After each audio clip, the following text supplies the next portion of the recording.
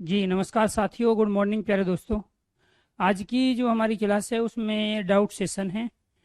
अब तक Hindi special 18 batch में हमने जो भी पढ़ा है उसमें अगर कुछ भी डाउट किसी भी टॉपिक का अगर आपके पास है तो आप अपना डाउट ले सकते हो।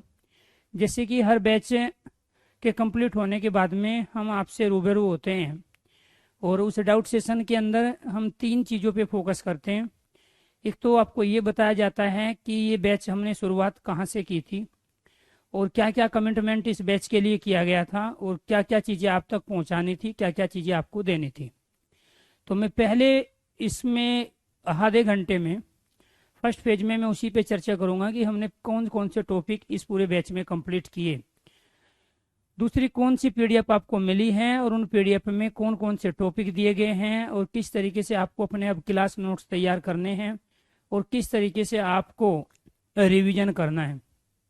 कहाँ कहाँ दिक्कतें आ सकती हैं, कौन कौन सी क्लास में कौन कौन सी चीज़ें आपको बताई गई हैं, इन सब पे हम बारी बारी से चर्चा करेंगे। और साथ के साथ जो भी डाउट्स आपके हैं वो डाउट्स भी एक एक स्टूडेंट का हम लेके कंटिन्यू इस पूरे सेशन को हम समाप्त करेंगे। तो यहाँ तक इसमें जो टोटल जो क्लासें हमारे इस बैच के अंतर्गत हुई है वो 57 क्लासें इसके अंतर्गत हुई है, जिसमें हमने पूरा सिलेबस आपको कराया। सबसे ज़्यादा ज़रूरी ये होता है कि आप जिस एग्ज़ाम में इन्वॉल्व होना चाहते हो, जिस भर्ती का एग्ज़ाम आप देना चाहते हो, उसका सिलेबस क्या है, आपने किस मकसद से ये बैच खरीदा था। अगर जो सिलेबस आपका दिया गया है, जो भी एग्ज़ाम आप देने जा रहे हो, 2022 में वो एग्ज़ाम हो या 2021 में दिसंबर में ही वो एग्ज़ाम हो, तो ये देखना आपको होगा कि उसका जो सिलेबस है क्या इन 57 क्लासों में वो सिलेबस कंप्लीट हुआ है कि नहीं हुआ है। क्योंकि आपको ये ध्यान रखना है, हिंदी स्पेशल बैच के अंतर्गत ऐसे बहुत सारे बच्चे इन्वॉल्व रहते हैं। जो जो एक कॉमन भर्ती होती है किसी भी स्टेट की, ज़्यादातर बच्चे उसके इन्वॉल्व होते हैं। 1-2% ऐसे भी होते हैं जो दूसरे किसी अदर स्टेट या इसके अलावा कोई दूसरी तरह का एग्जाम दे रहे हैं। तो पहले आप इन 57 क्लासों में जो आपको कराया गया, आप अपने उस सिलेबस से मैच करोगे कि इसका ऐसा कौन सा टॉपिक है जो इस 57 क्लासों के अंतर्गत नहीं आया। और उसके बाद अगर आपको विद्वान बनना है, लेखक बनना है, साहित्यकार बनना है, तो फिर आपको कम से कम 72 पीडीएफ दी गई है। फिर वहां से आप विद्वान, लेखक और साहित्यकार बन सकते हो। दूसरा, एक क्लास नोट्स भी आपको मिले हैं जो 68 पेज के हैं, जो आज तक आपने खोल के नहीं देखे हैं।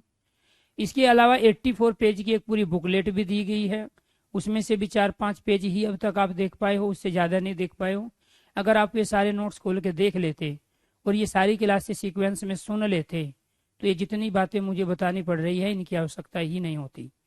क्योंकि हम किसी भी बैच को जो लेके आते हैं वो पूरा उसका एक लेसन प्लान होता है और उसी के अकॉर्डिंग हम चीज़ों को लेके सीक्वेंस में चलते हैं। तो इसके अलावा कोई भी आपका डाउट होगा किसी भी टॉपिक का जो आपने पढ़ा है, तो वो अपना डाउट्स आप पूछ सकते हो। अब ये बताइए कि मेरी जो आवाज़ है वो अगर क्लियर आ रही है, जो भी चीज़ें मैं आपको बताना चाहता हूँ, समझाना चाहता हूँ, वो चीज़ें अगर आप तक पहुँच रही है और आपकी समझ में आ रही है, तो आप एक बार ओके कीजिए, यस कीजिए। तो यहाँ पर जब मैं खोलता हूँ इसमें कैरियर विल ऐप को, तो आज पहली बार हाथ में फ़ोन लेके क्लास में खड़े हैं, इसीलिए ताकि आपके अंदर क्या होता है, हर स्टूडेंट की इच्छा होती है कि हमारी कोई भी चीज़ समाप्त ना हो और वो कंटिन्यू चीज़ें चले। और जब टीचर आपकी नज़रों से ओझल होने लगता है तब उसकी अहमियत का आपको पता चलता है। ठीक है, क्योंकि अब तक तो चीज़ें चल रही थी, क्लासेस सारी हो ही रही थी, आपके दिमाग में ये था ही नहीं।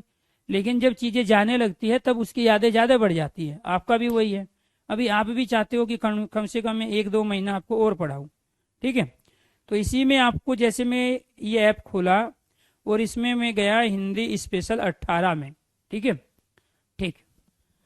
तो हिंदी स्पेशल 18, जितने भी स्टूडेंट लाइव हैं प्लीज़, अगर मेरी आवाज़ क्लियर है और जो मैं बताना चाह रहा हूँ वो चीज़ें आप समझ पा रहे हो, तो आप एक बार ओके कीजिए, यस कीजिए।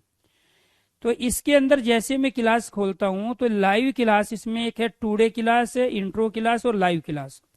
इस लाइव क्लास के अंतर्गत जो ऊपर से क्लास शो हो रही है वो क्लास शो हो रही है समास की।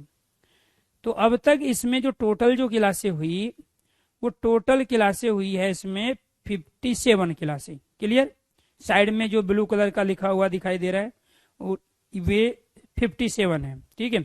और जो क्लास के सामने लिखा हुआ है वो 55 क्लास है। इससे पहले में भी 55 लिखा है, इसका मतलब ये अपडेट नहीं है, वो मैं करा दूंगा क्योंकि मुझे इसमें और क्लासें भी ऐड करानी है कुछ, ठीक है। तो 57 क्लासें हुई। इसमें से जो पहली क्लास थी, एक बार आप सिस्टम को खोल के देखिए अपना, ठीक है, जहां से आप चलाते हो, ठीक है। तो पहली क्लास में आपको समास कराया गया, दूसरी में समास है, तीसरी में समास है। इसके बाद चौथी और पांचवी क्लास में आपको कराया गया कारक। तो यानी कि पहली 5 क्लास समास और कारक की हुई। क्लियर। इसके अलावा छठी जो क्लास है उसमें हिंदी की उपभाषाएं व बोलियां कराई गई, जिसमें आपको भाषा, बोली, उपभाषा के बारे में बताया गया।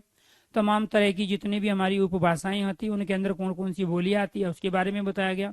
राष्ट्रभाषा, राजभाषा, मानक भाषा के बारे में बताया गया। इसके साथ भारोपीय परिवार के अंतर्गत आने वाली भाषा बताई गई कि कौन कौन सी भाषाएं भारोपीय परिवार की भाषाएं हैं। वो सारा 6 और 7th क्लास में हुआ।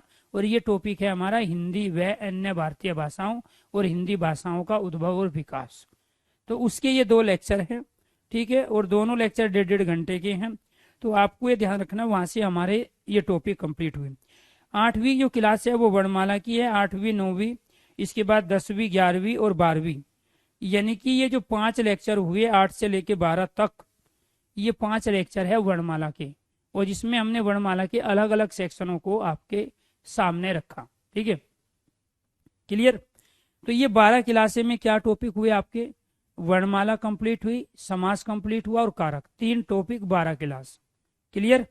चलो इसके बाद जब बात करते हैं, थोड़ा सा नीचे जाइए, ठीक है। इसका जो सीक्वेंस है वो भी मैं सही करा दूंगा, जो क्लास इसमें अपडेट नहीं हो रही है वो भी क्लास में अपडेट करा दूंगा, प्लस इसमें और कुछ क्लासें मुझे ऐड करनी है, ठीक है।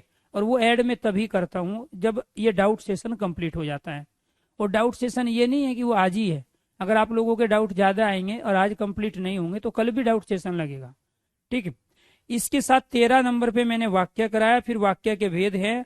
15 में आपको ये ध्यान रखना, मैं खोल के देख लेता हूँ क्योंकि कई बार टॉपिक अपडेट भी नहीं होते हैं। हाँ, तो 15 में भी आपको अर्थ के आधार पे वाक्य के भेद कराए गए, अर्थ के आधार पे वाक्य के भेद। 16 में वाच्य हुआ है, 17 में वर्तमान काल के भेद, 18 में भूतकाल व भविष्य काल के भेद। इसके बाद 19 में है लिंग, वचन और रिक्त स्थान की पूर्ति, ये टाइटल डला हुआ है। और मैं भी एक बार चेक कर लेता हूँ, ठीक है। लिंग कराए गए, ठीक है, हाँ, और रिक्त स्थान कराए गए, ठीक है। तो इसके बाद आपका फिर है 20 में पुरस्कार पत्र, पत्रिका, संस्था, लेखक व जन्म लिखा हुआ है। तो जैसे मैं 20वीं क्लास खोलता हूँ तो इसमें हिंदी के प्रसिद्ध पुरस्कार से ये क्लासें शुरू हुई, और उसमें सन भी बताए गए, रचनाकार, उनकी रचनाओं के नाम भी बताए गए, और यही पूछे भी जाते हैं। इसके बाद इसमें पत्र पत्रिका के बारे में भी बताया गया, ठीक है। तो ये था जो प्रसिद्ध कवि, लेखक, उनकी रचनाएं हैं। हिंदी के प्रसिद्ध पुरस्कार, पत्र पत्रिका वाले जो क्वेश्चन हैं वो रहे इस क्लास में। इसके बाद है तत्सम व तद्भव की पहचान 21 में और 22 में। इसके बाद देशी विदेशी संकर शब्दों की पहचान है 23 में। 24वीं जो क्लास है संकर शब्द, रूढ़ शब्द, यौगिक शब्द और योग रूढ़ शब्द है। और जो 25वीं क्लास है उसमें कराए गए हैं आपको विकारी शब्द संज्ञा। क्या कराए गए, विकारी शब्द संज्ञा, फिर संज्ञा के भेद 26, सर्वनाम 27वीं क्लास। 28वीं में विशेषण के भेद, 29 में फिर विशेषण के भेद है, और इस विशेषण की 3 क्लास है। 30वीं क्लास में खोल के चेक कर लेता हूँ। 30वीं क्लास में अकर्मक और सकर्मक क्रिया कराया गया, जबकि विशेषण लिखा हुआ है, ठीक है। तो ये इसी तरह से कई क्लासों में थोड़ा टॉपिक अपडेट नहीं है, तो वो मैं आज ही चेक करूंगा आज के बाद, ठीक है। मैं खुद क्लास ऐसी जैसे अभी खोल के देख रहा हूँ। जो 30वीं क्लास है उसमें अकर्मक और सकर्मक क्रिया है, ना कि विशेषण के भेद है। इसके बाद 31वीं क्लास है क्रिया के भेद। 32वीं अविकारी शब्द, अव्यय और निपात हैं। इसके बाद 33 में भी निपात हैं। 33 को और एक बार कर लेता हूँ। 33 में निपात कराई गई, ठीक है, और निपात के क्वेश्चनों की प्रैक्टिस भी कराई गई। इसके बाद है अलंकार कराए गए आपको 34 और 35 में, शब्दालंकार, अर्थालंकार के तमाम भेद। इसके बाद आपको कराए गए 38 जो क्लास है हमारी, 38 में कराए गए आपको,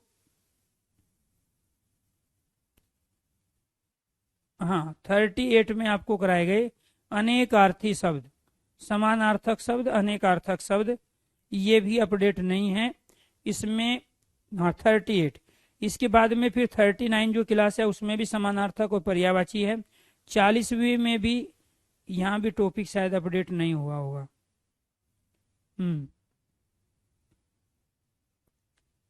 शाब्दिक अर्थ वाक्यांश के लिए एक शब्द, ये टॉपिक इसमें हुआ है। तो इसके बाद है 40 में भी पर्यायवाची लिखा हुआ, हाँ लिखा हुआ है। वर्तनी व विलोम शब्द 41 में है। मुहावरे रिक्त स्थान की पूर्ति 42 में है। विलोम शब्द और लोकोक्ति 43 में। विराम चिन्ह 44 में है। फिर रस की क्लासें हैं 2, 45 और 46। 47 में है छंद और 48 में छंद के भेद। 48 को एक बार मैं चेक कर लेता हूँ। 48 क्लास, हाँ उसमें छंद की प्रैक्टिस करा रहे हैं। 48 जो क्लास है छंद की प्रैक्टिस। इसके बाद है 49 में है संधि है, संधि के भेद है, व्यंजन संधि, फिर है उपसर्ग और प्रत्यय 53 में। और इसके बाद में जी एक सेकंड,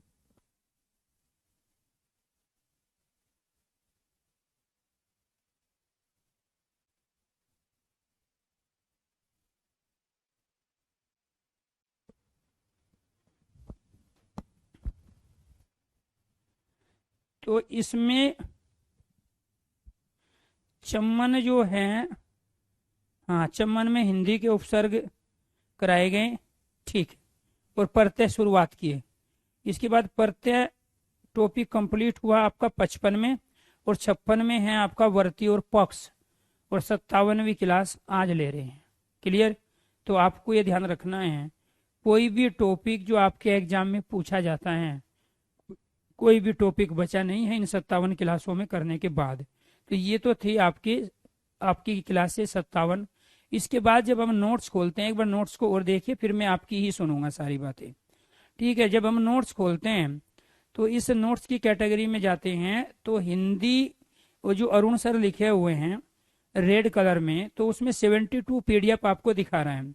और इन 72 पीडीएफ में वर्णमाला की पीडीएफ है सबसे नीचे पहली, फिर संधि विच्छेद है, उपसर्ग प्रत्यय है, फिर उपसर्ग प्रत्यय काल है, तत्सम तद्भव देशी विदेशी है, विदेशी शब्द है, संज्ञा सर्वनाम विशेषण विशेष्य, क्रिया क्रिया विशेषण, अव्यय निपात, विलोम शब्द की 2 है, पर्यायवाची की 2 पीडीएफ है, यानी कि 200 क्वेश्चन। समानार्थक शब्द 1 पीडीएफ और है।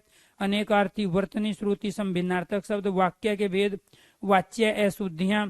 इसके बाद पेडागोजी, जो हिंदी जो टीचिंग वाले जो बच्चे होते हैं, मैंने यही बोला कि 1-2% बच्चा ऐसा भी होता है हिंदी स्पेशल के बैचों में जो दूसरे किसी फील्ड का होता है, जैसे टीचिंग वाला बच्चा है, और वो पेडागोजी की जो क्लासें हैं हिंदी पेडागोजी की, वो मैं कराऊंगा, वो इसमें ऐड कराऊंगा मैं हमेशा बैच के बाद में। जो कुछ ही बच्चे होते हैं, 1-2% बच्चे जो होते हैं, उनके लिए जो किसी बैच में मैंने क्लास रिकॉर्ड की हुई है, वो रिकॉर्डिंग क्लासें आपको इसके साथ दे दी जाती है, ताकि वो बाद में पता चले कि ये रिकॉर्डिंग क्लासें हैं और ये सारी लाइव क्लासें हैं 57, ठीक है। तो इसमें कम से कम ये मान के चलो 5 से 6 और क्लासें इसमें अलग अलग टॉपिक की ऐड होगी। लिंग वचन हो गए, मुहावरे हैं, रस छंद अलंकार है, कारक रस है, हिंदी व्यंजन भारतीय, प्रसिद्ध कवि लेखकों की रचनाएं, हिंदी भाषा के प्रति सम्मान व पुरस्कार, हिंदी के प्रसिद्ध पुरस्कार, हिंदी प्रचारणी संस्था, प्रशासनिक शब्दावली, ये 38 है।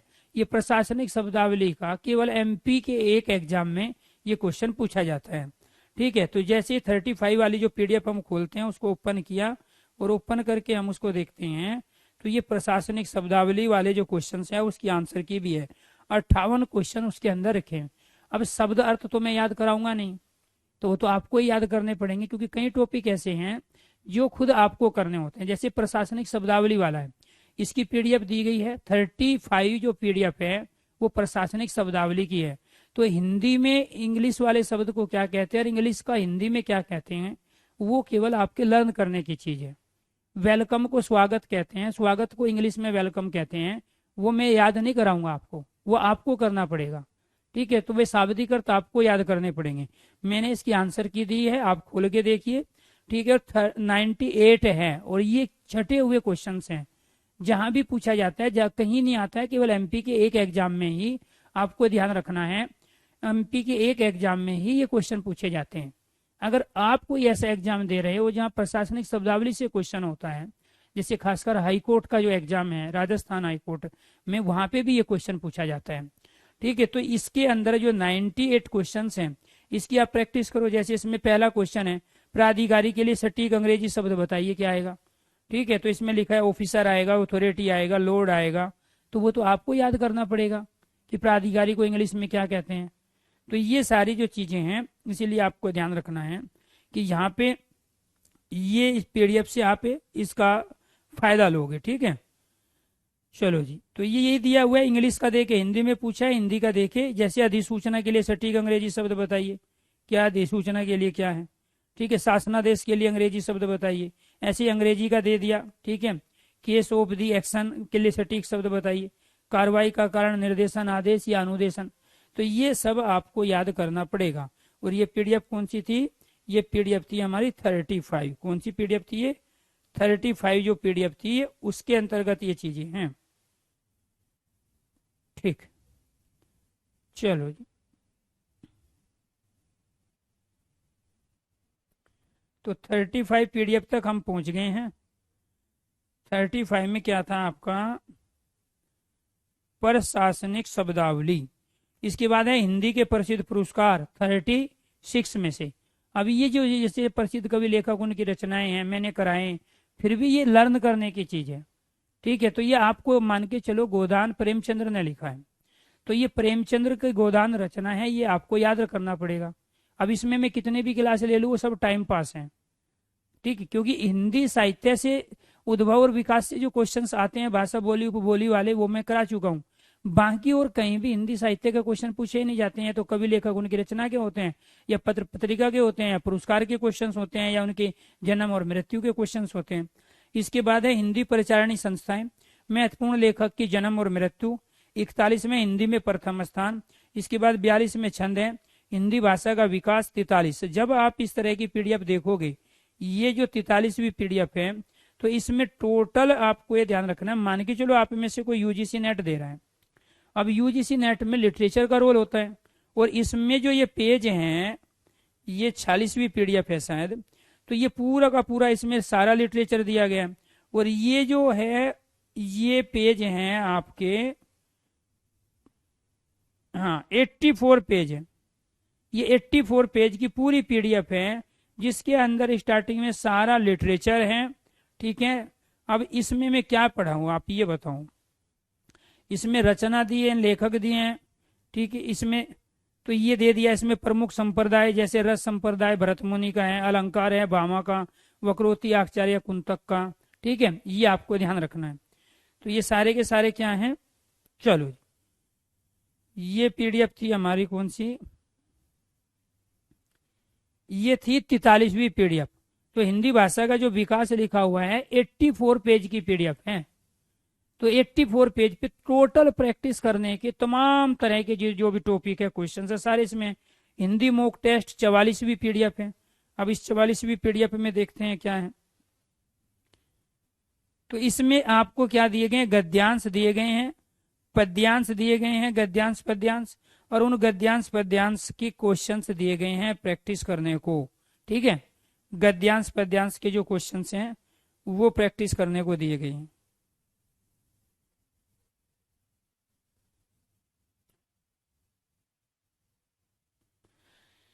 तो ये क्या थे आपके 44। हिंदी साहित्य में प्रथम स्थान 45। 40 महत्वपूर्ण लेखक जन्म व मृत्यु।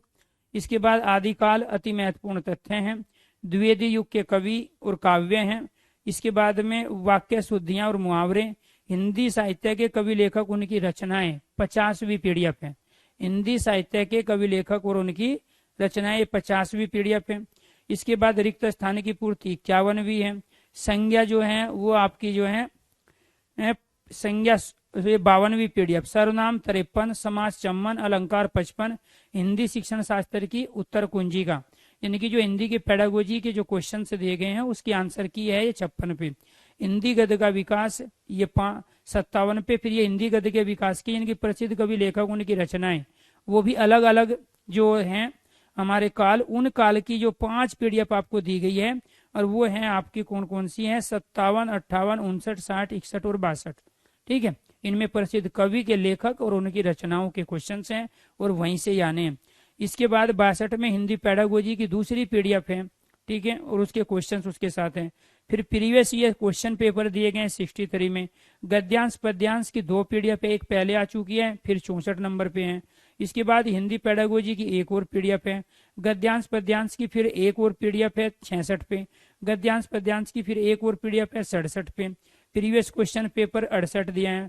प्रीवियस क्वेश्चन पेपर दिया है 69 पे। फिर 70 पे दिए हैं क्लास नोट्स, और ये जो क्लास नोट्स है ये है शायद 68 पेज के, मैं भी चेक कर लेता हूँ। इसमें सारे टॉपिक हैं, ये 68 पेज के। जिन्होंने नोट किए हैं वो अच्छा है, जिन्होंने नहीं किए हैं ये सारे के सारे क्लास नोट्स हैं। लेकिन समस्या क्या है, खोल के तो देखोगे नहीं है, ठीक है, खोल के नहीं देखोगे।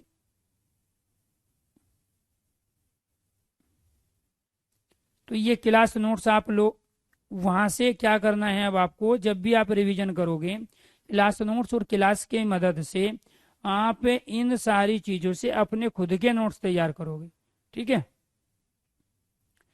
इसके बाद है हिंदी नोट्स पीडीएफ, तो ये 71 पे है, और फिर है संपूर्ण नोट्स, ठीक है। अब मैं ये 71 और 72 और खोल के देख लेता हूँ।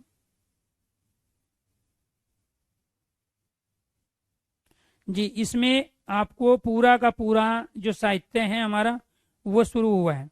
ऊपर की 2 पीडीएफ खोल के देखो, और ये जो पीडीएफ है ये पीडीएफ है आपकी 39 पेज की, और उसमें शॉर्ट ट्रिक में सारी चीजें बताई गई है।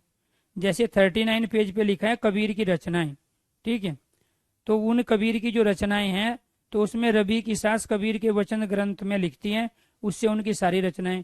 फिर मैथिली शरण गुप्त की रचनाएं। इसके बाद में यहाँ पे जितने भी है संस्कृत साहित्य की प्रमुख रचनाएं वो लिखा है 36 37 पेज पे, ठीक है। जैसे रामायण वाल्मीकि है, भगवत गीता वेद व्यास की है, महाभारत वेद व्यास की रचना, विज्ञान शाकुंतलम कालिदास की।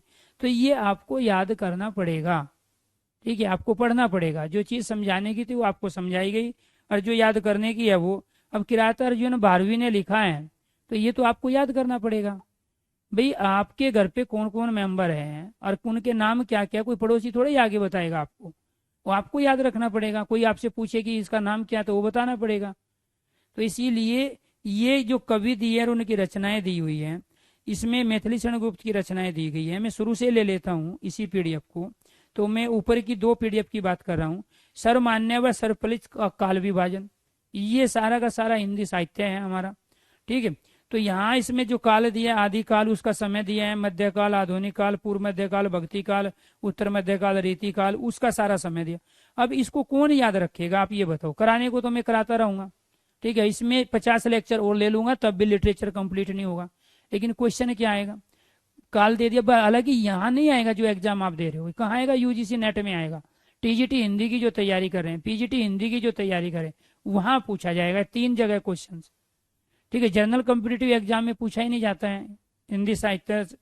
तो यहाँ पे क्या है, ये आदिकाल आया, वीर गाथा काल 700 से 1400 ईस्वी। तो 700 से 14 ईस्वी में लिख दू यहाँ से कि ये आदिकाल का समय 700 से 14 ईस्वी, वो ऐसे इसमें भी लिखा हुआ है, बात एक ही है। मैं लिखू या आप लिखो, याद आपको ही करना पड़ेगा। क्लियर। तो ये था आपका। इसके बाद क्या है, आदिकाल का नामकरण। तो आदिकाल का नामकरण, आदिकाल किसने कहा, हजारी प्रसाद द्विवेदी ने। वीर गाथा काल किसने कहा, रामचंद्र शुक्ल ने। चरण काल किसने कहा, जॉर्ज ग्रियर्सन ने। प्रारंभिक काल किसने कहा, मिश्र बंधु ने। बीज विपन्न काल किसने कहा, महावीर प्रसाद द्विवेदी ने। और सिद्ध सामंतों का काल आदिकाल को किसने कहा, राहुल संस्कर्तायन ने। और वीर काल किसने कहा, विश्वनाथ प्रसाद मिश्र ने। संधि चरण काल किसने कहा, डॉक्टर रामकुमार वर्मा ने। इसके अलावा किसी ने कुछ कहा ही नहीं। जो कहा है आदिकाल को, जो भी नाम दिया है वो सारे आ गए इसमें। ये पेज नंबर 2 है। इसके बाद में फिर नोट करके लिखा हुआ है, ठीक है। 84 सिद्धों में मुख्य सिद्ध कवि कौन है, सरअप्पा है, ठीक है। इसके बाद है गोरखनाथ को हिंदी का प्रथम गद्य लेखक माना किसने, मिश्र बंधुओं ने। फिर नाथ साहित्य का आरंभदाता कौन है, गोरखनाथ है। सिद्धों का संबंध किससे था, वर्जियान से था। प्रथम सिद्ध सहजयान के प्रवर्तक कौन है, सरअप्पा है। फिर भारतेंदु युग का गद्य दे दिया, उसके हिंदी गद्य की प्रमुख विधाएं व उनकी रचना व रचना काल दे दिया। हिंदी की प्रथम कहानी, हिंदी का प्रथम उपन्यास, हिंदी का प्रथम यात्रावर्त, हिंदी का प्रथम नाटक। और क्या चाहिए भाई। हिंदी भाषाई क्षेत्र में जन जागरण की भूमिका निभाने वाली संस्थाएं, ब्रह्म समाज, रामकृष्ण मिश्र, प्रार्थना समाज, आर्य समाज, थियोसोफिकल सोसाइटी को किसकी स्थापना किस साल में हुई और किसने की वो लिखा हुआ है, और पेज नंबर 3 है। ठीक है, फिर भारतेंदु मंडल के कवि व उनके नाटक, प्रमुख पत्र पत्रिका भारतेंदु युग की किसने लिखी, जैसे बाल बोधनी, हरिश्चंद्र चंद्रिका, भारतेंदु हरिश्चंद्र, हिंदी प्रति बालकृष्ण भट्ट, ब्राह्मण प्रताप नारायण मिश्र है, हिंदी दीक्षित प्रकाश है, कीर्ति प्रसाद खत्री, आनंद कादम्बरी है, बद्रीनाथ चौधरी प्रेमगन। तो ये भारतेंदु युग की पत्रिका है। अब वो यहाँ से क्वेश्चन पूछे या वहां पत्रिका में पूछे, वहां भी इसको कराया गया है। इसके बाद है भारतेंदु युग की अन्य रचनाएं। इसके बाद है हिंदी पद साहित्य का इतिहास, आदिकाल 700 से 1400 ईस्वी और उसके अंतर्गत जो हुआ, फिर भक्ति काल 1400 से 1700 ईस्वी, फिर प्रमुख दार्शनिक सिद्धांत व प्रवर्तक है। फिर इसके बाद वाद आए, वे रस संप्रदाय, भरतमुनि, अलंकार, भामा, मम्मट, रीति दंडी, रीतिवाद, केशवदास, प्रयोगवाद, अज्ञे, छायावाद, जयशंकर प्रसाद, रीति काल के प्रमुख मुक्तक काव्य। एक तरफ काव्य दिए, दूसरी तरफ कवि, श्रृंगार मंजरी, काव्य प्रकाश, चिंतामणि रचना है। इसके बाद छंद विचार, रस विलास, कवि कुलगुरु तरफ, ये सब चिंतामणि की रचना। फिर है रसराज है, वृद्ध कौमदी मतिराम है, शिवानी बावनी, छत्रसाल दशक, ये भूषण की है, सतसई बिहारी की है, वीर वारिस और इसक नाम अबोधा की रचना है। फिर गुरु और शिष्य दिए, कौन किसका गुरु रहा और कौन किसका शिष्य रहा।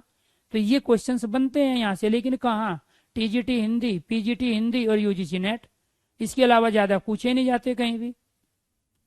तो शंकराचार्य के गुरु ये जो है कौन थे, गोविंद योगी। रामानंद के गुरु रामानंद थे। कबीरदास के गुरु रामानंद, रेदास रामानंद, पद्मावती के गुरु रामानंद, बल्लभाचार्य के विष्णु स्वामी, सूरदास के बर्भाचार्य, मीराबाई के गुरु रेदास, तुलसीदास के गुरु नरसिंह दास, जायसी के गुरु शेख मोहिनी, मैथिलीकरण गुप्त के महावीर प्रसाद द्विवेदी, प्रेमचंद्र के महावीर प्रसाद द्विवेदी, निराला के महावीर प्रसाद द्विवेदी। ये गुरु और शिष्य दिए। तो जिस तरीके का क्वेश्चन बनता है, पूछा जाता है ऑब्जेक्टिव एग्जामों में, वो सारा दिया। फिर आदिकाल के प्रमुख अपभ्रंश ग्रंथ, प्रमुख जैन साहित्य, अन्य ग्रंथ, उसकी शॉर्ट ट्रिक, भक्ति काल की शाखाएं, निर्गुण काव्य धारा, सगुण काव्य धारा, ज्ञानाश्री, प्रेमाश्री, राम भक्ति और कृष्ण भक्ति, और कौन उसके कवि रहे। इसके बाद कौन सा कवि ज्ञानाश्री शाखा में आता है, कौन सा राम भक्ति में आता है, ये छोटे छोटे एक एक उस पे दिए। आप खोल के देख रहे हो ना, तो ये पेज नंबर कौन सा है, 10वां पेज है। ये आपको अलग से एफर्ट्स लगाने की आवश्यकता नहीं है, बशर्ते सारी क्लासेस सीक्वेंस में सुन के ये पीडीएफ खोल के ढंग से देख लो। तो भक्ति के 4 संप्रदाय इसमें दिए, श्री संप्रदाय है, ब्रह्म संप्रदाय, रुद्र संप्रदाय और सनकानादि संप्रदाय। अष्टछाप कवि, 8 कवि कौन कौन आते हैं, भक्ति काल के कवि कौन कौन से आते हैं, उसकी सोट्रिक दी है। रश्मि जी के शब्दास, इसमें सारे के सारे भक्ति काल के कवि आ गए।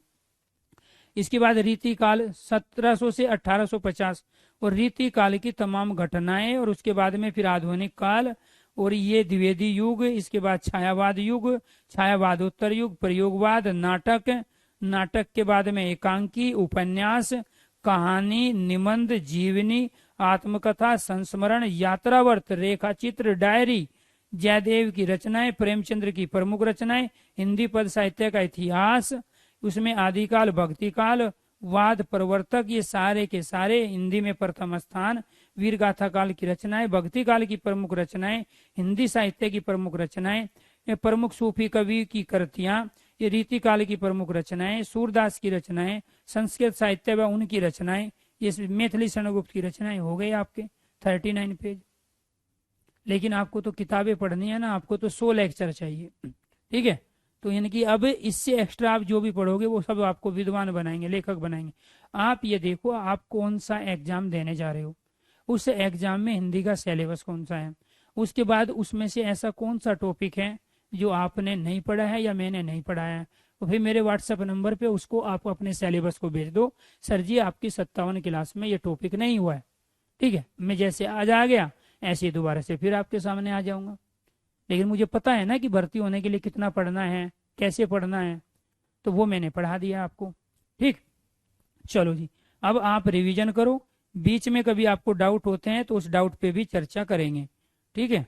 इसके साथ साथ इसमें मैं और 6-7 क्लासें और इसमें मैं ऐड कराऊंगा दूसरे टॉपिक की, हालांकि वो आपके काम की नहीं है। मैं तो ये कह रहा हूँ भाई, जब आप टीचिंग का एग्जाम नहीं दे रहे हो, मान के चलो आप टीजीटी और पीजीटी का एग्जाम नहीं दे रहे हो, तो क्यों भी फालतू आप लिटरेचर पे मेहनत किए जा रहे हो। जितना लिटरेचर आता है उतना आपको बढ़ा चुके हैं, करा चुके हैं, ठीक। लिटरेचर के क्वेश्चन आएंगे कितने आपके पेपर में, 3 से 4 क्वेश्चन मान के चलो कहीं, वो भी सब जगह नहीं आते हैं, कुछ पेपरों में आते हैं। पूरा पढ़ दिया आपने, 10-50 लेक्चर ले लिए लिटरेचर के। ठीक है, तो जो जो आपका सिलेबस है अपने सिलेबस को देखो। ठीक है, और उसके बाद जो मेरा व्हाट्सएप नंबर है मैं दोबारा से लिख देता हूँ, क्या है, 9891550539। ये मेरा व्हाट्सएप नंबर है। मेरे व्हाट्सएप पे अपना सिलेबस भेज दो, उसके टॉपिक को सर्कल कर दो, या कमेंट वॉइस मैसेज लिख दो, अगर टाइप नहीं कर रहे हो तो वॉइस मैसेज भेज दो, सर जी ये टॉपिक करा दो। ठीक है, चलो एक बार और देख लेते हैं, एक पीडीएफ बच गई इसमें। अब जो भी डाउट है अपना डाउट भी लेते रहो, जो भी डाउट है अपना डाउट भी लेते रहो। ये थी हिंदी, ये 71वीं पीडीएफ थी जिसपे हम चर्चा कर रहे थे। संपूर्ण नोट्स में देख लेते हैं जी क्या है।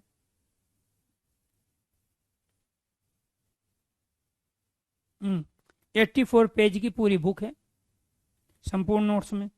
ठीक है, 72वें हैं। तो आपके जो काम की चीजें हैं, तो ये एक तो जो 70, 71 और 72, ये तीन जो पीडीएफ सबसे ऊपर हो रही है, अगर आप ये एक बार ढंग से खोल के इनके पेज को देख लो तो आपको सब कुछ समझ में आ जाएगा कि आपको क्या मिला है और क्या हुआ है। क्लियर, ये आपको ध्यान रखना है, ये क्या मिला है और क्या हुआ है। इसका सीक्वेंस वगैरह जो है मैं लगवा लूंगा और उसी हिसाब से मैं बता दूंगा आपको। ठीक है, चलो जी, तो ये क्या हुआ आपका। ठीक है, ये व्हाट्सएप नंबर है। अब कोई भी दिक्कत है वो बताइए। ठीक है, अब आपके कमेंट लेंगे, सर हिंदी की पेडागोजी करा दो। हाँ, हिंदी की पेडागोजी की प्रिंस में क्लास ऐड करवाऊंगा इसमें आज ही, वो क्लास आपको सुननी है। ठीक है, 2 क्लासें हैं हिंदी पेडागोजी की, उसी में 2 क्लासों में वो सारी पेडागोजी है, और हिंदी पेडागोजी की 4 पीडीएफ है। उन पीडीएफ से पहले वो क्लास सुनोगे, फिर उन पीडीएफ से वे क्वेश्चंस आप करोगे। जो पीडीएफ आपको मिली है हिंदी पेडागोजी की, उसमें सारे सॉल्यूशन भी दिए गए हैं, उसमें आंसर की भी दिए गए हैं, वहीं से करोगे। व्युत्पत्ति के आधार पर शब्द के 5 भेद, बिल्कुल है, व्युत्पत्ति के आधार पर शब्द के 5 भेद हैं। उत्पत्ति के आधार पर शब्द के 4 भेद हैं, क्योंकि उत्पत्ति के आधार पर शब्द का एक भेद संकर्म नहीं माना जाता। ये किसने पूछा है, शशि ने पूछा है। ठीक है, इसके अलावा यूपीपीसीएल में हिंदी आएगी पर बता नहीं गया कि क्या आएगा। हाँ, तो वो सिलेबस आपको ध्यान रखना है, वो सामान्य हिंदी लिखा होता है, और सामान्य हिंदी के अंदर हिंदी ग्रामर ज्यादा आता है, ये आपको ध्यान रखना है।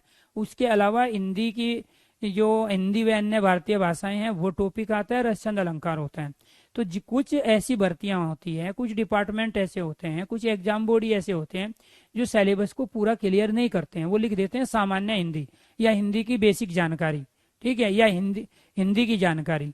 तो उसमें आपको यही ध्यान रखना है, जहां जहां सामान्य हिंदी पूछी जा रही है तो इसका मतलब ग्रामर आ रहा है टोटल। ठीक है, ये किसका था, अभिषेक का क्वेश्चन। चलो जी, जी जी जी जी, ठीक, ओके। चलो इसके अलावा, हाँ, इसमें मैं वो 4-5 इसमें मैं भी उसमें डलवाऊंगा। ठीक है, हाँ, पत्र लेखन का भी इसमें है। ठीक है, जो और हिंदी पेडागोजी की क्लासें हैं, पत्र लेखन है, ये किशन का क्वेश्चन है, सर पत्र लेखन। हाँ ठीक है, इसकी जो 2 क्लासें हैं पत्र लेखन की, ठीक है, वे दोनों क्लासें मैं इसमें ऐड करवाऊंगा। ठीक है, आज या कल, कल क्या है, आज थर्सडे है आज, यानी कि सैटरडे संडे में फ्री हूँ, छुट्टी है, यानी कि एक तो क्रिसमस डे है और संडे है, तो ये आप वेट करोगे सैटरडे तक का। ठीक है, सैटरडे तक मैं 6-7 क्लासेस में डलवाऊंगा, जो भी टॉपिक है, जैसे किसान को पढ़ना है पत्र लेखन। ठीक है, तो वो भी 2 आपको क्लासें मिल जाएगी, उसको आप सुनोगे, वहीं से आप कंप्लीट करोगे। इसके अलावा और किसी का कोई भी डाउट किसी टॉपिक में, या और कुछ आप पूछना चाहते हो। जी जी, हाँ, एमपी टेट तो ये 57 क्लास पढ़ने की आवश्यकता ही नहीं है गिरिराज। एमपी टेट में तो सबसे छोटा सिलेबस अगर है तो वो एमपी टेट का है। ठीक, हाँ, ये तो बहुत ज्यादा, आप इसका तो, ये तो आप विद्वान ही बन जाओगे पूरे। ठीक है, देखो अब मैंने क्या बोला, आपको सबसे पहले ही पता होना चाहिए कि जिस भर्ती में आपने फार्म भरा है, जो आपका एग्जाम होने जा रहा है, उसमें आपका हिंदी का सिलेबस क्या है। इन 57 क्लासों में से केवल वही क्लासें सुनो, सारी की सुनने की क्या आवश्यकता है। मान के चलो कहीं काव्य से, वाच्य से, काल से क्वेश्चन नहीं आ रहा है, वहां है ही नहीं टॉपिक का हिस्सा। कई जगह ऐसा है, जैसे अगर मैं लेखपाल की बात करूं तो वहाँ पे बहुत सारे टॉपिक ऐसे हैं जो है ही नहीं है हिंदी के।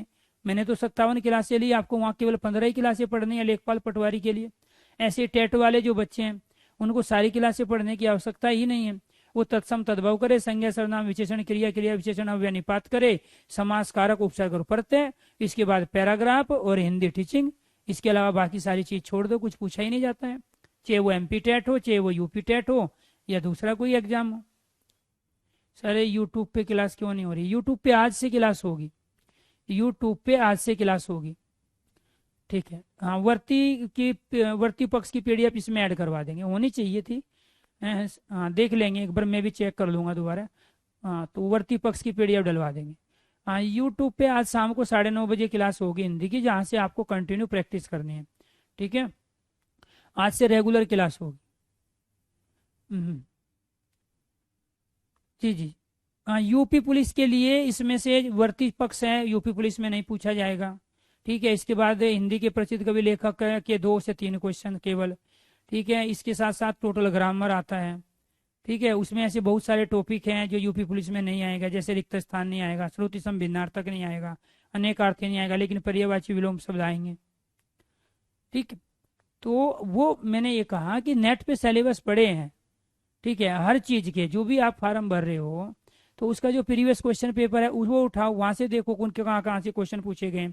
एक तरीका तो वो होता है आपको अपने सिलेबस को सही तरीके से क्लियर करने का। दूसरा ये होता है कि आप साइड पे जाइए और वहां से अपना क्या है सिलेबस निकालिए, और उसके बाद केवल वही क्लासेस सुने, ठीक है। अब जब आपके टॉपिक ही 20 हैं तो आप 57 क्लासें क्यों लोगे? 57 टॉपिक क्यों पढ़ोगे?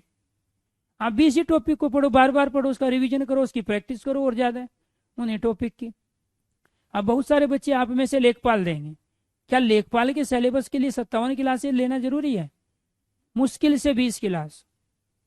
अभी SSC GD का एग्जाम हुआ, उस SSC GD में मुश्किल से 15 क्लासें आपको लेनी थी, इसमें से 15 क्लासें सिर्फ, जैसे रिक्त स्थान आते हैं वो लेनी थी, ठीक है। इसके बाद में वहाँ ये क्वेश्चंस आते हैं हमारे विलोम पर्यायवाची एकार्थी अनेकार्थी, इसकी क्लास लेनी थी। तो सबसे ज्यादा जरूरी ये मत देखो कि मैंने 57 की तो आपको 57 की 57 करनी है, मैंने ये सारे टॉपिक कराए तो ये सारे के सारे करने हैं। आप अपना सिलेबस निकालो।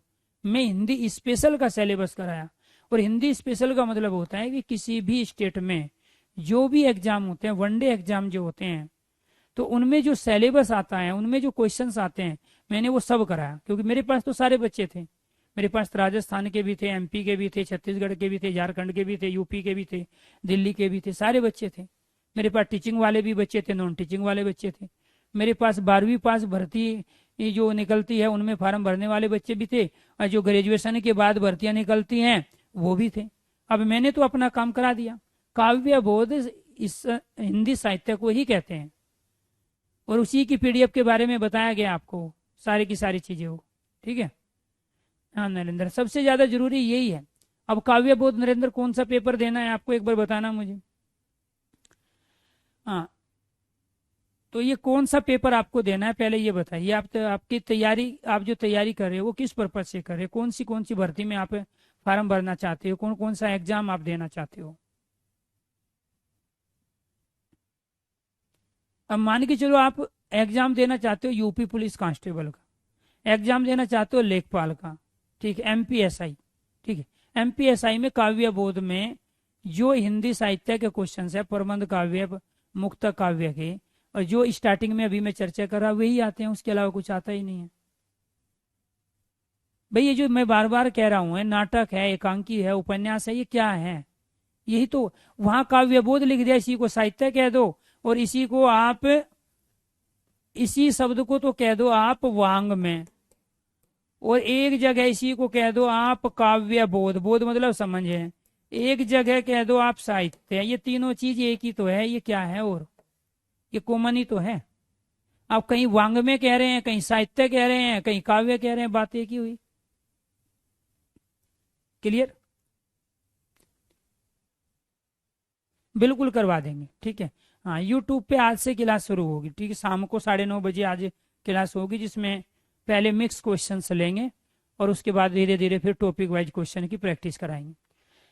यूपी पुलिस की भर्ती कब तक आ सकती है? यूपी पुलिस का नोटिफिकेशन आएगा, लेकिन एग्जाम नहीं करा पाएंगे इलेक्शन से पहले, क्योंकि इलेक्शन की डेट क्लियर हो चुकी है। और अगर 15 दिन के अंदर नोटिफिकेशन आ गया तो अच्छी बात है। 25,000 वैकेंसी है, डिपार्टमेंट ने परमिशन ऑलरेडी दे चुके हैं। लेकिन जिसको भर्ती लेनी है वो अभी इतने कम समय में एग्जाम कराने के मूड में नहीं है। ठीक है, ठीक ठीक ठीक।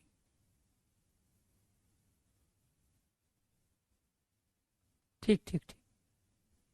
कांस्टेबल के लिए लिटरेचर कुछ नहीं पढ़ना है आपको, यही तो समस्या है। दिक्कत यही है कि आप इतना पढ़ के, जब जिसके लिए इतने की आवश्यकता थी आप उसके लिए इतना क्यों पढ़ रहे हो? एक ऐसी तो दिक्कत है कि मार्केट से आप किताब लेके जाते हो और किताब पढ़ते हो, जब पेपर में जाते हैं पता चलता है यार कुछ भी नहीं आया, ये 4 क्वेश्चन आए थे इसमें से। वही काम मैं उसी से रोकना चाहता हूँ और उसी को जो है आप करना चाहते हो। आप जो सिलेबस है जिसमें ज़्यादा टॉपिक है आप उसकी प्रैक्टिस क्यों नहीं करते?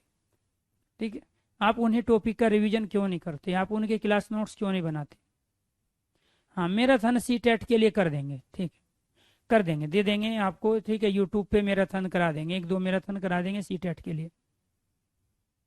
एमपी टेट का अलग से बैच नहीं आएगा नरेंद्र, ठीक है।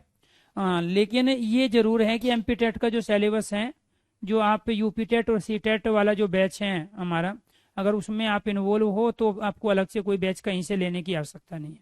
हाँ, लेकिन इतना जरूर है एमपी टेट के लिए हम अलग से जो सीरीज है केवल एमपी टेट के लिए, यूट्यूब पे हम उसकी प्रैक्टिस जरूर कराएंगे, 3 सब्जेक्ट की, हिंदी, संस्कृत, साइकोलॉजी की। जी हाँ, आर्यन क्वेश्चन भेजो। आपका क्वेश्चन मेरे सामने नहीं आया, कमेंट बहुत ज़्यादा आ रहे हैं सामने, बस ये आपका इतना लिखा हुआ है सर बोलो। ठीक है, तो किस पे बोलना है एक बार वो क्वेश्चन भेजिए आर्यन।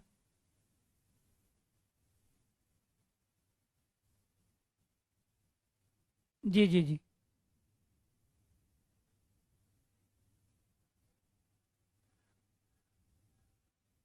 जी जी। चलो जी, thank you thank you thank you. आपको अच्छा लगा, बहुत अच्छी बात है। नहीं देखो, आप लोगों ने मेहनत की है, आपने समझे ही है चीज़ों को, इसीलिए आपको लगा कि नहीं हम अच्छे टीचर से पढ़े हैं। क्योंकि ये सच्चाई है कि अगर,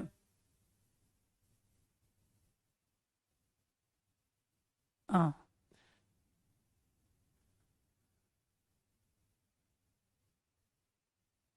ठीक है ठीक है। चलो जी, एक डाउट आ गया है आर्यन का। तो आपको ये ध्यान रखना है, ये जो शब्द है ना, एक तो ये वाला शब्द है और एक ये शब्द है। ये जो वर्तनी है ये गलत है, वर्तनी का मतलब ये शुद्ध शब्द नहीं है। और ये क्या है, ये शुद्ध शब्द है। ठीक है, नहीं संस्कृत का बैच भी नहीं आएगा गिरी जी। हाँ, गिरिराज संस्कृत का भी बैच नहीं आएगा। तो आपको ये ध्यान रखना है कि यहाँ जो ये उज्ज्वल शब्द है ये इस रूप में है।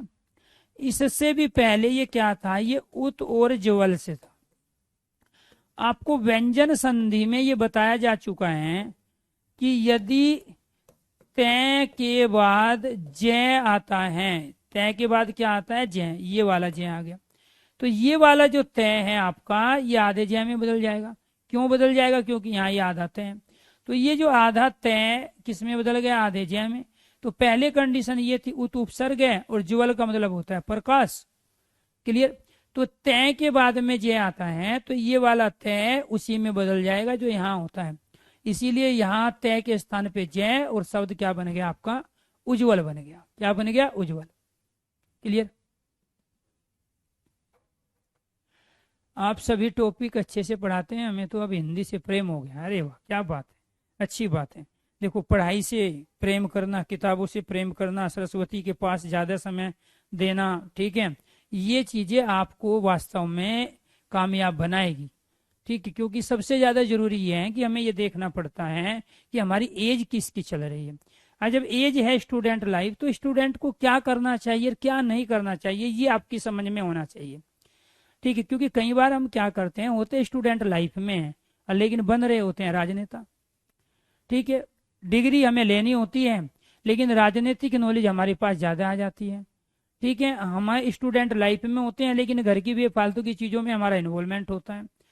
तो ये कहने का मतलब यह है, परमात्मा ने हर देश में हर जगह बहुत सारे संसाधन दिए और उन संसाधनों के हिसाब से, भौगोलिक स्थितियों के हिसाब से, हर तरह के वो असामाजिक वातावरण के हिसाब से हमने अपनी चीजों को बांट दिया है कि स्टार्टिंग में पहले 25 साल हमारे केवल पढ़ने के ही है, बेफालतू की चीजों में समय गंवाने के नहीं है। अगले 25 साल में आप पैसा कमाओ, शादी करो, बच्चे करो, उनकी परवरिश करो, ठीक है, उसके बाद फिर आप समाज के बारे में सोचो, राष्ट्र के बारे में सोचो। तो ये तो हमारी वर्ण व्यवस्था के अंतर्गत रखी है पहले से चीजें। स्टूडेंट लाइफ में भी आपको ये ध्यान रखना कि 12th के बाद मेरे एम ये होंगे और मुझे इस एम को लेने के लिए, लक्ष्य को लेने के लिए ये करना है, ये बिल्कुल भी नहीं करना है। तो सबसे बड़ी समस्या हमारे सामने यही आती है कि जब हम स्टूडेंट लाइफ में स्टूडेंट ना रह के बेफालतू के काम करने लगते हैं, बेफालतू का समय इधर उधर देने लगते हैं और जिसका हमारे जीवन में कोई अहमियत नहीं है, कोई उपयोग नहीं है, तभी हम असफल होते हैं, तभी असफलता हमारे हाथ लगती है।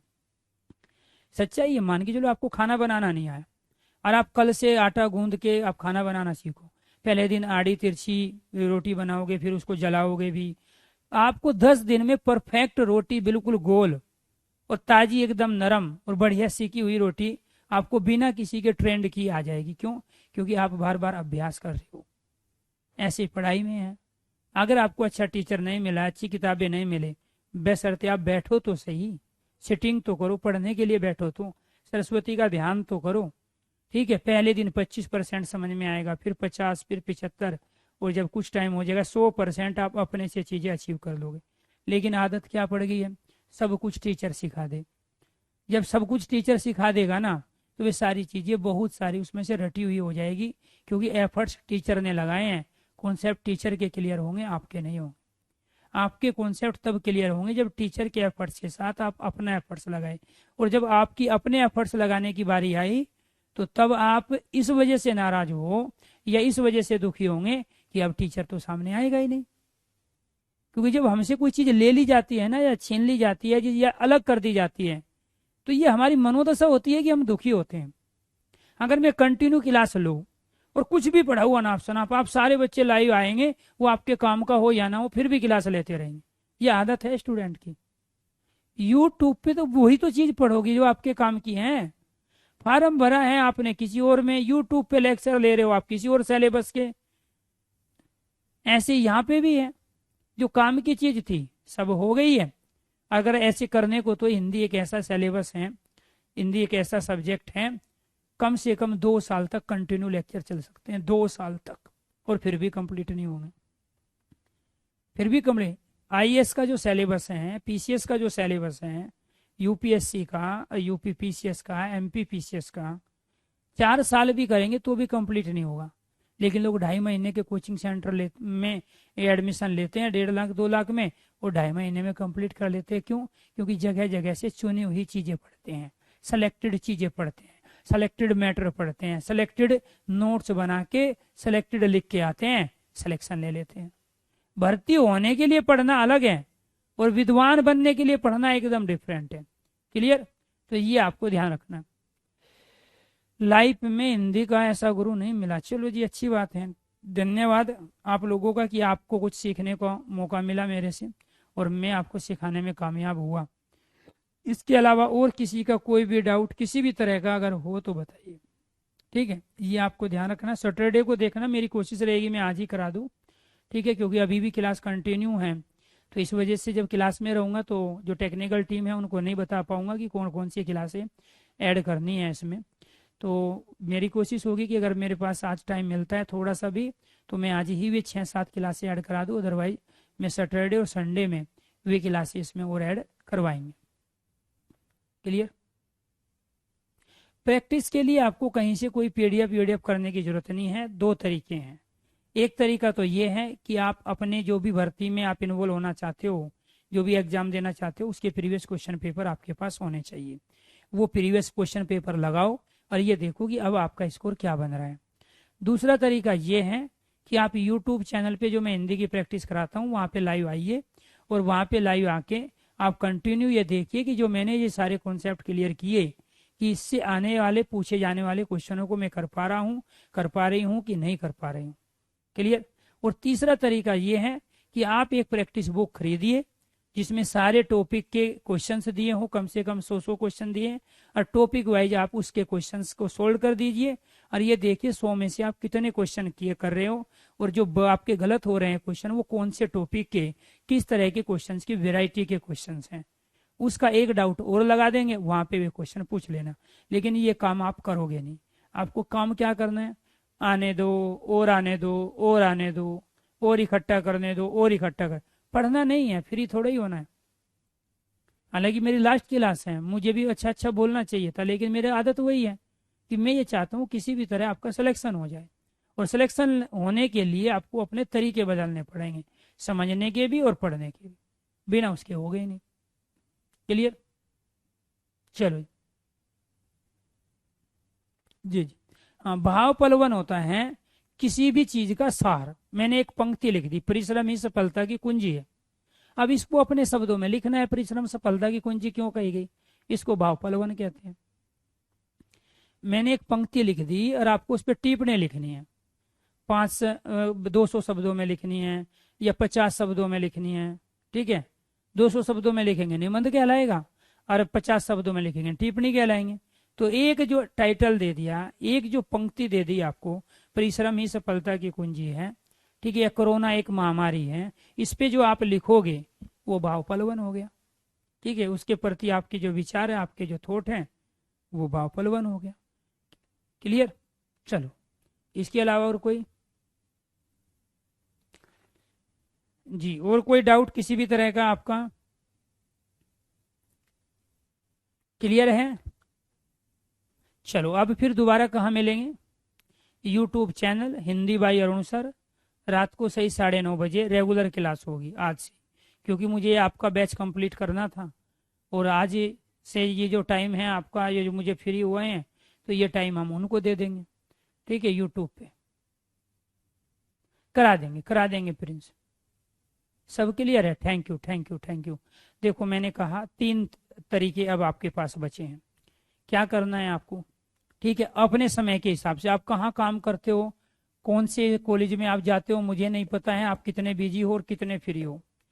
अब आपके पास क्या बचा है? सबसे पहले ये जरूरी होता है कि जितनी भी ये लाइव क्लासें हुई, ये टॉपिक हुई, ठीक है, अगर आपने ये रेगुलर नहीं सुनी है, सीक्वेंस में नहीं सुनी है, तो सबसे पहले आप ये लाइव जो क्लास है ना हमारी, ये लाइव क्लास आप सारी अटेंड करो। ठीक है, तो ये कितनी है? ये सारी लाइव क्लास है 57, ये आप सारी अटेंड करो। इसके बाद दूसरा काम क्या है आपका? जो आपको पीडीएफ नोट्स मिले हैं, पीडीएफ नोट्स, जो आपको पीडीएफ नोट्स मिले हैं कितने? 72, उनको आप खोल के देखो, और जिस टॉपिक में आपको दिक्कत है उस टॉपिक की पीडीएफ खोलो, वहां से आप प्रैक्टिस करो उन क्वेश्चनों की। ठीक है, उसमें टॉपिक वाइज क्वेश्चन भी है, टॉपिक वाइज थ्योरी भी है, बहुत सारी पीडीएफ ऐसी है जो पूरी की पूरी बुकलेट ही है। अगर सारी पीडीएफ से आप प्रैक्टिस करो और पढ़ोगे ना, 1 साल लग जाएगी आपको, 1 साल लग जाएगी आपको। इतना मैटर आपको दिया है गला भर के। ठीक है, और उसके बावजूद भी कुछ बच्चों की अभी भी तसल्ली नहीं हुई। क्यों? क्योंकि हमारी मनोदशा क्या होती है कि जब हमसे कोई चीज छीनी जाती है, अलग की जाती है, या हम किसी से अलग होते हैं, तो दुख होता है, और वो दुख होना स्वाभाविक बात है। भाई, आपका कोर्स पूरा हो गया, हमारी मुलाकात अब कहाँ होगी? यूट्यूब पे होगी। तीसरा तरीका क्या है? आप एक बुक लीजिए, प्रैक्टिस बुक, और उससे आप प्रैक्टिस कीजिए। वो बुक ऑब्जेक्टिव टाइप होनी चाहिए। ठीक है, आपका जो सिलेबस है, जिस भर्ती में आप जा रहे हो, उसके टॉपिक उसमें होने चाहिए, और कम से कम उसके 100 क्वेश्चन होने चाहिए। वहां से आप जो भी आपने पीडीएफ नोट, क्लास नोट से समझा, उससे आप प्रैक्टिस कीजिए और सर्कल कीजिए कि कौन से क्वेश्चन आपके गलत हो रहे हैं। ठीक है, तो इसके लिए आप क्या कर सकते हो? जो अग्नि परीक्षा जो बुक है, प्रैक्टिस बुक है, ठीक है, जो 199 रुपए की है, जो आपको अमेजोन पे मिलेगी। सिर्फ अमेजोन पे अगर आप डालोगे Hindi book by Arun sir, तो मेरा फोटो लगा हुआ एक बुक आएगी, तो वो 199 की बुक है, और उसमें सारे टॉपिक जितने भी आपके सिलेबस के हैं, सबके ऑब्जेक्टिव टाइप क्वेश्चंस हैं विद सॉल्यूशन आंसर की के साथ। क्लियर? वो बुक आप खरीद सकते हो, वहां से प्रैक्टिस कर सकते हो। आपको बुक नहीं खरीदनी है तो आप क्या करोगे? आप प्रीवियस क्वेश्चंस पेपर लोगे, प्रीवियस क्वेश्चंस, वहां से आप प्रैक्टिस करोगे। तो जो भी भर्ती में आपको इन्वॉल्व होना है मार्केट में, उसके प्रीवियस क्वेश्चन आपको ऑनलाइन भी मिल जाएंगे। तो आपको ये ध्यान रखना है, वहां से आपको प्रैक्टिस करनी है प्रीवियस क्वेश्चन से। ये प्रीवियस क्वेश्चन भी कम है, मान के चलो 2 बार ही पेपर हुआ, 4 बार ही हुआ, और 2 दिन में आपने ये कर दिया, तो फिर आपको क्या करना है, यूट्यूब चैनल पे जाना है। किस पे जाना है, यूट्यूब पे जाना है। और वो यूट्यूब कौन सा है, Hindi by Arun sir. YouTube channel कौन सा है, हिंदी बाई अरुण सर। इस यूट्यूब चैनल पर शाम को 9:30 बजे, कितने, 9:30 बजे आपको मिक्स क्वेश्चन और टॉपिक वाइज क्वेश्चन, पहले मैं मिक्स की फिलहाल जो टेस्ट जो चल रही है वो मिक्स क्वेश्चन की चल रही है। तो आप मिक्स क्वेश्चन की प्रैक्टिस, क्योंकि आपने तो सारा पढ़ लिया है, तो आप हिंदी बाई अरुण सर जो है चैनल पर, यूट्यूब चैनल है ये, 9:30 बजे लाइव आइए और आइए परखिए कि आपने कितनी महारत हासिल की गई है अभी हिंदी के सिलेबस पे। और मैं आज से ही क्लास स्टार्ट करूंगा। क्लियर, ये आपको ध्यान रखना। सब क्लियर है, ठीक है जी जी जी। मेरी बुक जनवरी में आएगी, 1 जनवरी को मैं दूसरी बुक थ्योरी और प्रैक्टिस की लॉन्च कर रहा हूँ।